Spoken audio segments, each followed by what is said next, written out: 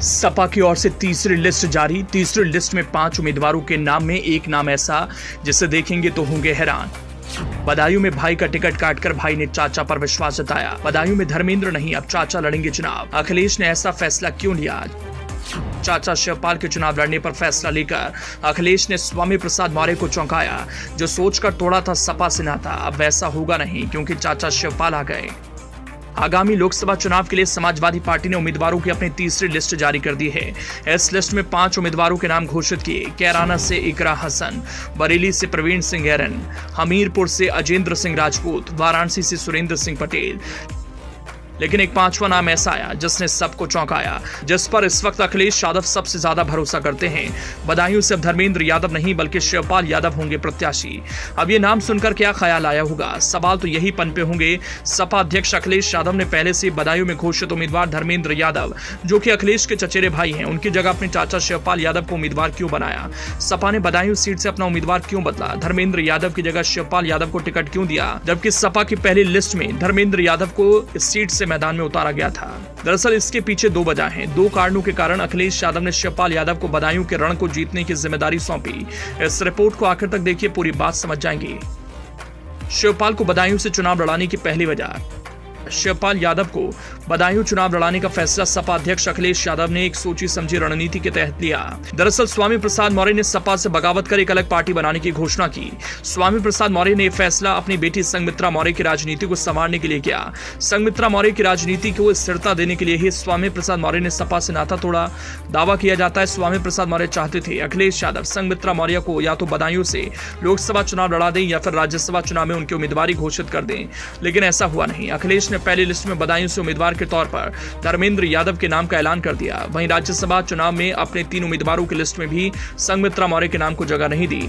इसीलिए कहा जा रहा है स्वामी प्रसाद मौर्य ने सपा से नाता तोड़ दिया। माना जा रहा है ये सब स्वामी प्रसाद मौर्य ने अपनी बेटी संघमित्रा मौर्य के लिए किया।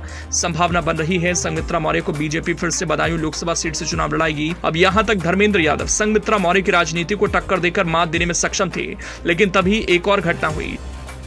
शिवपाल को बदायूं से चुनाव लड़ाने की दूसरी वजह। बदायूं के धाकड़ नेता सलीम इकबाल शेरवानी ने ऐन वक्त पर सपा के खिलाफ बगावती तेवर अपना लिए। सलीम इकबाल शेरवानी के सपा नेतृत्व के खिलाफ पार्टी नेताओं के तीखे सुर तेज हो गए। लोकसभा चुनाव नजदीक आते सियासी गलियारों में उठापटक तेज हो गई।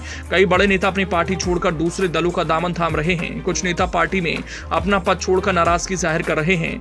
उत्तर प्रदेश में 5 बार से सांसद रहे सलीम इकबाल शेरवानी ने समाजवादी पार्टी के राष्ट्रीय महासचिव पद से इस्तीफा दे दिया। सलीम शेरवानी ने 18 फरवरी को दोपहर को पद छोड़ने का ऐलान कर दिया। इस्तीफा देने के बाद सलीम शेरवानी ने कहा था अगले कुछ सप्ताह में वो अपने राजनीतिक भविष्य के बारे में निर्णय लेंगे। राष्ट्रीय महासचिव सलीम इकबाल शेरवानी ने भेजे अपने इस्तीफे में सपा मुखिया अखिलेश यादव पर मुसलमानों की उपेक्षा का आरोप लगाया। लगभग 31 महीने पहले सपा में वापस लौटे सलीम शेरवानी अब फिर नया ठोर तलाश रहे हैं। बदायूं की उनकी परंपरागत सीट से धर्मेंद्र यादव का टिकट घोषित होने के बाद यहां सपा से उनके लिए संभावना खत्म हो चुकी थी और राज्यसभा में भी समायोजन नहीं हो पाया। इसीलिए सियासी भविष्य बचाने को उन्होंने नया रास्ता तलाशने का मन बना लिया। सलीम इकबाल शेरवानी बदायूं से 5 बार लोकसभा पहुंचे। इसमें 1996 से 2004 तक 4 बार तो वो सपा के टिकट पर जीते थे। 2009 में उनका टिकट काटकर अखिलेश के चचेरे भाई धर्मेंद्र यादव को दे दिया गया। इससे नाराज सलीम ने कांग्रेस के टिकट पर बदायूं से दावेदारी ठोक दी। उन्हें 1,93,000 वोट मिले, लेकिन तीसरे नंबर पर रहे। 2019 में सलीम शेरवानी फिर बदायूं से कांग्रेस के उम्मीदवार बने। उन्हें वोट तो महज 52,000 मिले, लेकिन बदायूं से धर्मेंद्र यादव के हैट्रिक लगाने का सपना टूट गया। 18,000 वोटों से भाजपा की संघमित्रा मौर्य ने बाजी मार ली। जानकारों का कहना है कि अगर शेरवानी पाला बदलकर इस बार फिर बदायूं के मैदान में आए तो धर्मेंद्र यादव के लिए मुश्किलें बढ़ जाती। तो ऐसी स्थिति से निपटने के लिए अखिलेश ने राजनीति के धुरंधर खिलाड़ी सपा के राष्ट्रीय महासचिव शिवपाल यादव को बदायूं के रण में उतारने का फैसला किया। बदायूं से पहली लिस्ट में घोषित अपने चचेरे भाई धर्मेंद्र यादव के नाम को काटकर अपने चाचा शिवपाल यादव को मैदान में उतार दिया। बदायूं में उसकी जीत तय है, जिसके पक्ष में यादव और मुस्लिम वोट एकमुश्त चले जाएं। शिवपाल यादव जितना लोकप्रिय यादवों के बीच हैं, उतने ही लोकप्रिय मुसलमानों के बीच भी।